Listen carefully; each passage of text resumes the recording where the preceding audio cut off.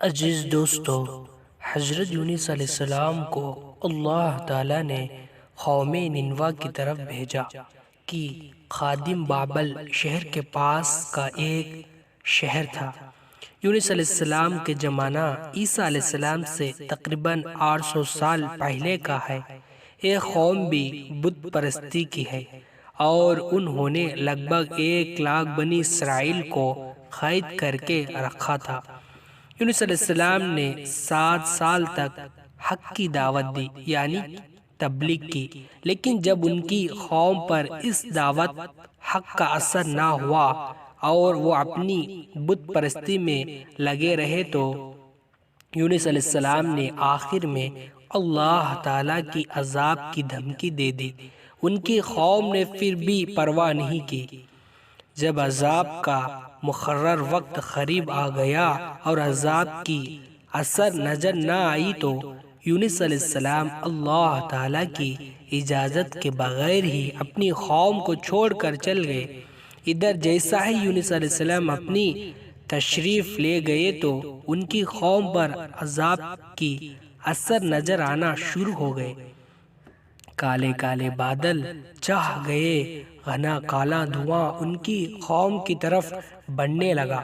قوم نے یونس علیہ السلام کو تلاش شروع کیا لیکن وہ نہیں ملے تو ان کی قوم خود ہی اپنی بیوی، بچوں اور یہاں تک کہ اپنی جانوروں کے ساتھ ایک میدان میں جمع ہو گئے اور اللہ تعالیٰ کی بارگاہ میں رو رو کر اپنی گناہوں کی معافی مانگنے لگے۔ اللہ تعالیٰ نے ان پر سے عذاب کو ٹال دیا۔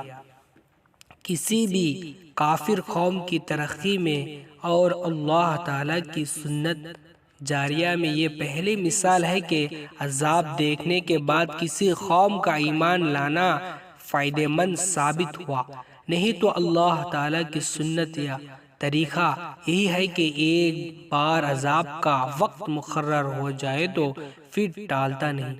یونس علیہ السلام اپنے قوم سے دور چل گئے، لیکن وہ آتے جاتے مسافر سے اپنی قوم کا حال دریافت کرتے۔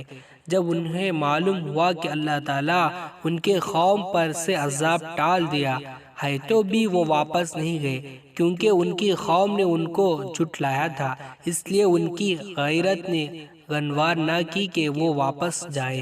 اب چلتے چلتے راستے میں ایک دریا آئی۔ یونس علیہ السلام ایک کشتی میں سوار ہو گئے۔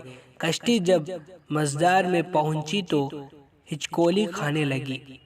کشتی میں جتنا بھی لوگ سوار تھے ان میں سے ایک نے کہا، لگتا ہے ہم میں سے کوئی ایک گنہگار اس کشتی میں سوار ہے، ہمیں قرعہ اندازی کرنا چاہیے کہ وہ گنہگار کون ہے۔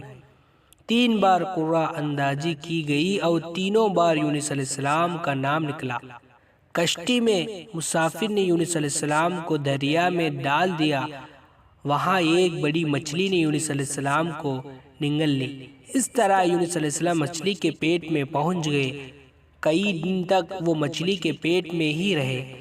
وہاں انہوں نے اللہ تعالیٰ سے یہ دعا کی، یا اللہ، کوئی نہیں معبود سوائے تیرے، تو پاک ہے اور میں نے ہی اپنی جان پر ظلم کی، یا اللہ تعالیٰ میرے خطاؤں کو معاف کر دے۔